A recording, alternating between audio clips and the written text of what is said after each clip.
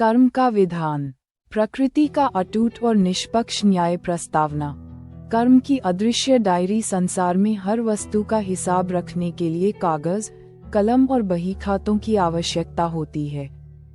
लेकिन प्रकृति के पास एक ऐसी अदृश्य प्रणाली है जहाँ न कोई कागज है, न कोई पुस्तक, फिर भी संसार के हर जीव के पुण्य और पाप का एक एक क्षण अंकित हो रहा है।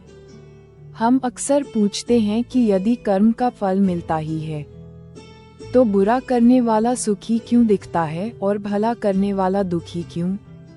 यदि कर्म का फल उसी क्षण मिल जाता, जैसे ही कोई रिश्वत लेता, उसका हाथ जल जाता, या जैसे ही कोई झूठ बोलता, उसकी वाणी चली जाती, तो क्या इस संसार में कोई अधर्म करने का साहस करता?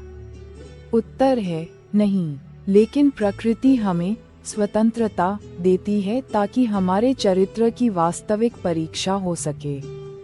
कर्म के फल, तात्कालिक बनाम पारंपरिक कर्म के फल दो स्तरों पर काम करते हैं। तात्कालिक परिणाम, इमीडिएट रिजल्ट, यह मानसिक स्तर पर होता है। जब आप किसी भूखे को भोजन कराते हैं, तो तृप्ति और शांति का अनुभव उसी क्षण होता है। इसके विपरीत, जब आप किसी की जेब काटते हैं या किसी के साथ छल करते हैं, तो भय, तनाव और ग्लानि, एंजाइटी तुरंत पैदा होती है। ये कर्म का पहला और सीधा प्रहार है। पारंपरिक परिणाम, कन्वेंशनल रिजल्ट, ये भौतिक स्तर पर होता है।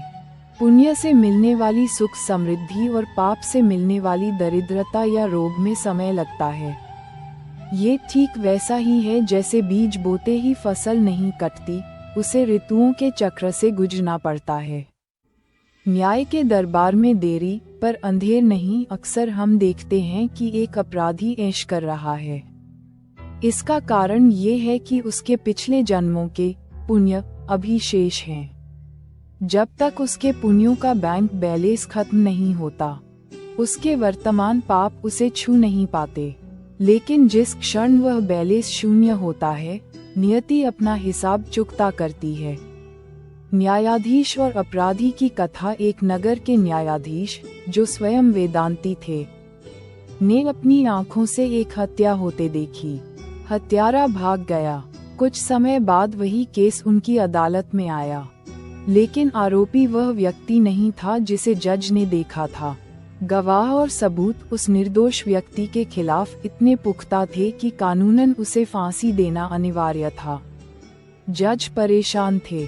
उन्होंने उस व्यक्ति को एकांत में बुलाया और पूछा, मैं जानता हूँ तुम इस कत्ल के लिए निर्दोष हो, लेकिन क्या तुमने अतीत में कभी कोई ऐसा अपराध किया जिससे तुम बच निकले थे? उस व्यक्ति ने रोते हुए स्वीकार किया, हुजूर, मैंने पहले 2 कत्ल किए थे, लेकिन तब पैसा और रसूख के बल पर मैं बच गया। आज इस कत्ल में मैं बेगुनाह हूँ, फिर भी फंस गया हूँ। जज समझ गए कि ईश्वर की अदालत में कोई त्रुटि नहीं है।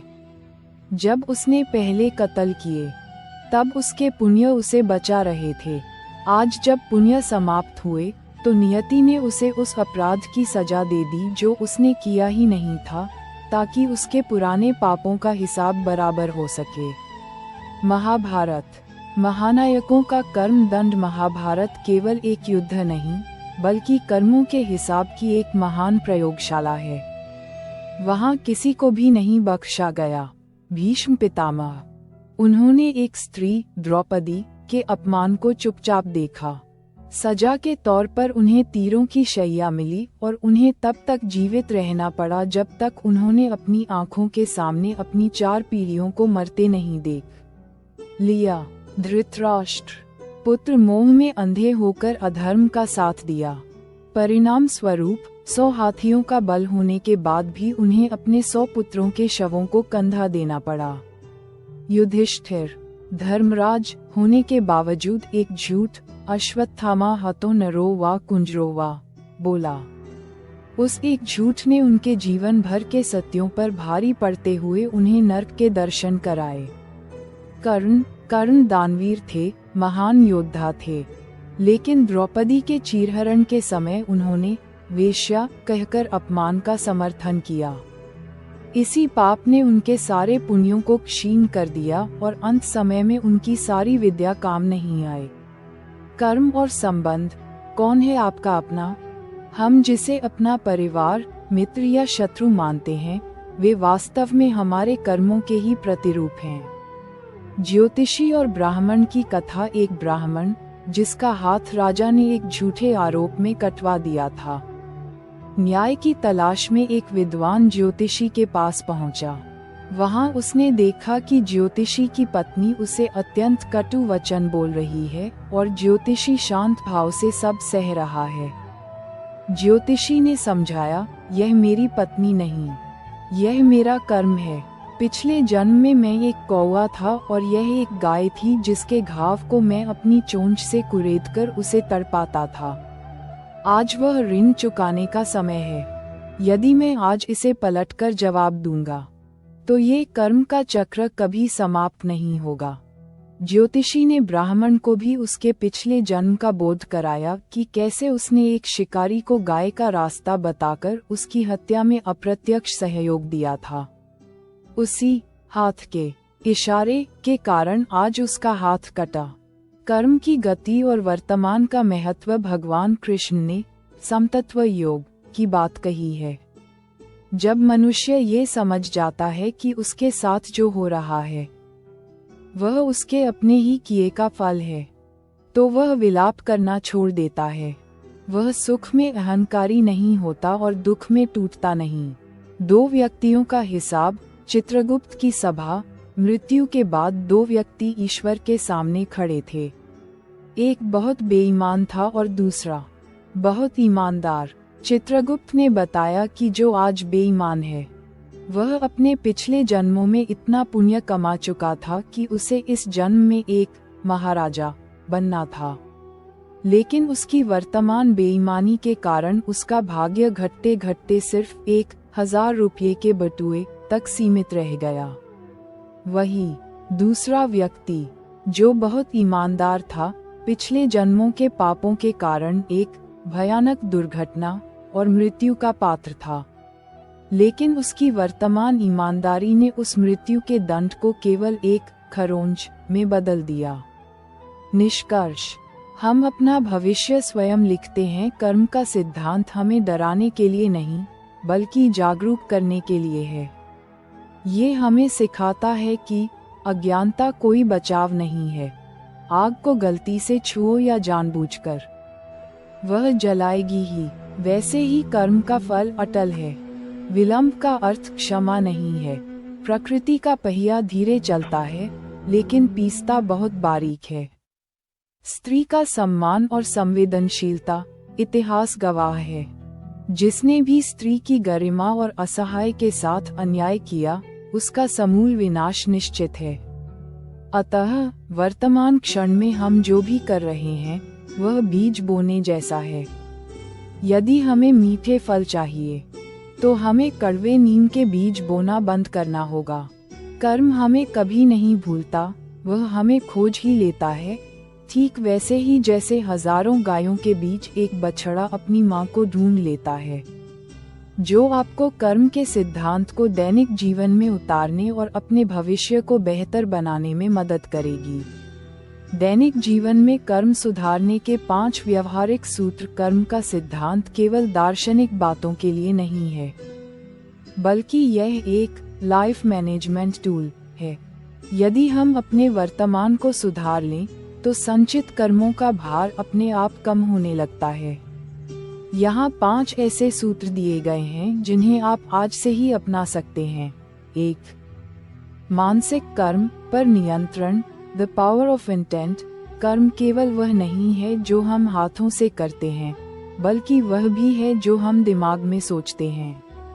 यदि आप किसी का बुरा करने की योजना बना रहे हैं तो क्रिया एक्शन होने से पहले ही उसका नकारात्मक फल आपके खाते में जुड़ना शुरू हो जाता है। अभ्यास। जब भी किसी के प्रति ईर्ष्या या क्रोध आए तो तुरंत रुकें और खुद से कहें, यह विचार मेरे भविष्य का बीज है। नकारात्मक विचार को सकारात्मक शुभकामना में बदलने का प्रयास करें। 2. ब्याज मुक्त जीवन जिएं। Avoid new deaths. ज्योतिषी और ब्राह्मण की कहानी हमें सिखाती है कि प्रतिक्रिया, रिएक्शन, नए कर्म पैदा करती है। यदि कोई आपके साथ बुरा व्यवहार कर रहा है, तो वह अपना कर्म कर रहा है। यदि आप भी उसके साथ वैसा ही व्यवहार करते हैं, तो आप एक नया कर्म चक्र शुरू कर देते हैं। अभ्यास, क्षमा, फॉरगिवनेस को अपना ढाल बनाएं। दूसरों के बुरे व्यवहार पर प्रतिक्रिया न देना आपको भविष्य के दुखों से मुक्त रखता है। इसे कर्मों का सेटलमेंट समझें। 3. अकर्म से बचें। Responsibility of silence. महाभारत में भीष्म और द्रोणाचार्य इसलिए दंडित हुए क्योंकि उन्होंने गलत को होते हुए देखा और चुप रहे। अन्याय को सहना या उसे चुपचाप देखना भी उतना ही बड़ा पाप है जितना अन्याय करना। अभ्यास, जहां आपकी वाणी या प्रभाव किसी गलत कार्य को रोक सकता है, वहां चुप न रहें। अपनी नैतिक जिम्मेदारी निभाना ही सत्य कर्म है। 4. गुप्त दान और निस्वार्थ सेवा। Burn your sins. जैसे आग कचरे को जला देती है, वैसे ही निस्वार्थ सेवा पुराने पापों के प्रभाव को कम कर देती है। जब आप बिना किसी अपेक्षा के किसी की मदद करते हैं, तो आपका पुण्य बैंक तेजी से बढ़ता है। अभ्यास, प्रतिदिन कम से कम एक ऐसा कार्य करें जिससे किसी के चेहरे पर मुस्कान आए, और उसका उल्लेख किसी से न करें। गुप्त रूप से की गई मदद का फल सबसे अधिक प्रभावशाली होता है। 5. आत्मनिरीक्षण की आदत। Daily audit. जैसे एक व्यापारी दिन के अंत में अपने बही खाते की जांच करता है, वैसे ही आपको अपने दिन भर के कर्मों का ऑडिट करना चाहिए। अभ्यास, रात को सोने से पहले 5 मिनट बैठें और सोचें, आज मुझसे अनजाने में किसी का दिल तो नहीं दुखा? यदि हाँ, तो मन ही मन उससे क्षमा मांगें और अगले दिन उसे सुधारने का संकल्प लें। याद रखें, कर्म कोई सजा नहीं है, ये तो केवल एक दर्पण है जो हमें हमारा असली चेहरा दिखाता है। जब आप इन 5 सूत्रों का पालन करते हैं, तो आप प्रकृति के न्याय से डरना बंद कर देते हैं और एक निर्भय और शांतिपूर्ण जीवन की ओर बढ़ते हैं।